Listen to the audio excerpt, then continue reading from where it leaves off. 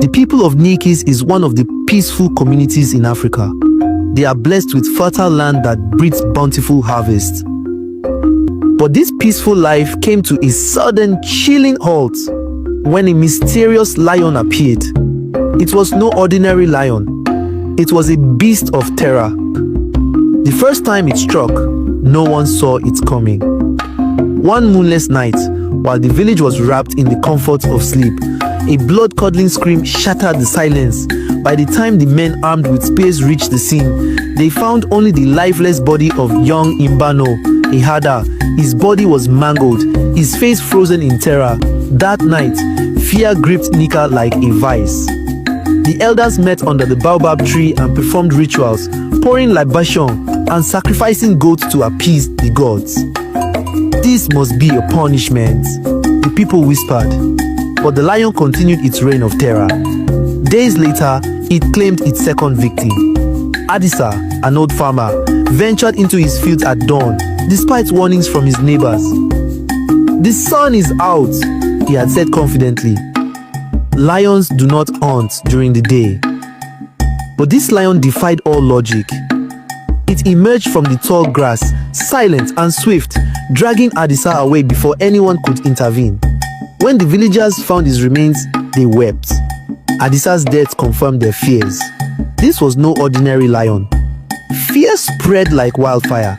Families stopped venturing into the fields.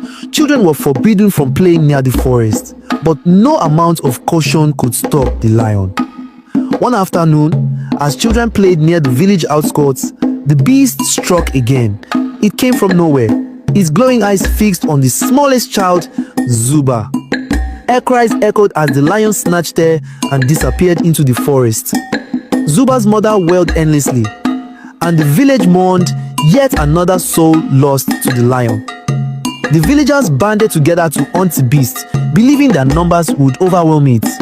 They set a trap, tying a goat to a tree as bait. That night, the lion appeared, but something strange happened. As the hunters surrounded it, the lion's eyes glowed brighter, and a strange wind began to blow. The men felt their spears grow heavy and their arms weaken. Terrified, the hunters fled. The first few years after the lion's arrival saw a mass exodus of terrified villagers. Families packed what little they could carry, abandoning their homes under the cover of darkness, hoping to outrun the terror that had plagued their lives. Mothers with babies strapped to their backs sobbed as they walked, their feet bruised and bloodied from the rocky paths. Elders who could no longer walk were carried on crude makeshift stretchers by their families. Fathers, armed with simple spears, kept watch as the group moved silently through the forest. But no one could escape the lion's shadow. It was as though the beast could sense their fear. Many of those who tried to flee never made it to their destination. The lion hunted them down on the narrow trails leading out of the village. The villagers were trapped, bound by the lion's terror. With no escape and constant fear of the lion, the villagers abandoned their fields. The once thriving farmlands of Nika, which had fed not only the village but neighboring communities, were left to rot. Rows of maize dried out and crumbled under the scorching sun. Yam mounds were overtaken by weeds. The rice paddies turned into swamps, attracting snakes and other pests. Farmers who braved the fields to salvage what little they could often didn't return. One morning, two brothers, Chidi and Obi, decided they could no longer watch their families starve. Ignoring the warnings, they ventured into the fields at dawn, armed with machetes. By midday, they hadn't returned. The mother, sensing something was wrong, gathered a few men to search for them. What they found brought tears to their eyes. Chidi's machete lay in the dirt, bent and broken. Nearby, a patch of grass was stained red with blood. Obi's torn shot hung on a tree branch, fluttering in the breeze. There was no sign of the brothers. From that day, the fields were left untouched. The villagers survived on wild fruits, roots, and whatever little food they could trade with travelers. Children grew thin, their ribs visible beneath their skin. Mothers cried themselves to sleep, knowing their children went to bed hungry. The baobab tree, once the symbol of life and abundance, stood as a silent witness to the village's suffering. As the years passed, the story The story of the mysterious lion spread far and wide. Nika became known as the Cursed Village. Travelers avoided it, afraid of the beast that stalked the night. Neighboring communities whispered tales of the glowing-eyed lion that no weapon could kill. Yet, this infamy brought curious visitors. Hunters from distant lands, hearing of the lion's terror, came to Nikko, eager to test their skills against the legendary beast.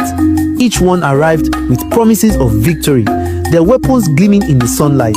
But none returned alive. The villagers stopped sending off the hunters with hope. Instead, they watched in silence, knowing the outcome before the hunter even stepped into the forest. Over time, Nika became a destination for those seeking stories of horror and bravery. Traders and storytellers came, eager to see the village that had survived 2 decades of terror. They asked to see the market square where the lion had once attacked, the river where so many had died, and the forest edge where the beast's glowing eyes were often seen. The villagers, tired of recounting their pain, turned away these visitors. But the stories they carried only made Nika more famous. Its name was spoken in marketplaces, courts, and even far-off kingdoms. Yet, for the people of Nika, this fame brought no comfort. It was a constant reminder of their suffering. Over the next 20 years, the lion terrorized Nika, killing over 50,000 people. Entire generations grew up knowing only fear. The villagers performed countless rituals, seeking answers from priests, diviners, and even neighboring tribes. But none could offer a solution. Desperate, the elders decided to send messengers to distant lands, seeking help from powerful hunters. Their plea was finally answered by Ogundele, a renowned hunter from a faraway kingdom. Ogundele was no ordinary man. He was said to possess weapons and charms blessed by powerful spirits. When he arrived in Nika, the people welcomed him with hope and desperation. Ogundele spent days studying the lion's patterns, listening to the villagers' stories. He realized this was no ordinary hunt. The lion was cunning and otherworldly. He prepared a special trap, using sacred herbs to mask his scent and charms to protect himself from the lion's powers. One moonlit night, Ogundele set his trap. A live cow tied to a tree served as bait. He hid in the shadows, waiting patiently. Hours passed, and then the lion appeared. It approached the cow cautiously, his glowing eyes scanning the area. Ogundele held his breath as the lion pounced on the cow. With lightning speed, he threw his spear. The weapon, blessed with charms, pierced the lion's heart. The beast let out a deafening roar, shaking the ground and the trees. Its eyes glowed brighter than ever, then dimmed as the lion collapsed. The villagers, watching from a distance, erupted in cheers and tears. After 2 decades of terror, the lion was finally dead. But something shocking happened when the lion was killed. Immediately, the lion turned into a 109-old witch. All the villagers watching nearby took to their heel. The witch could not escape because she's under the powerful spell of Ogundele. Her name was Oshima.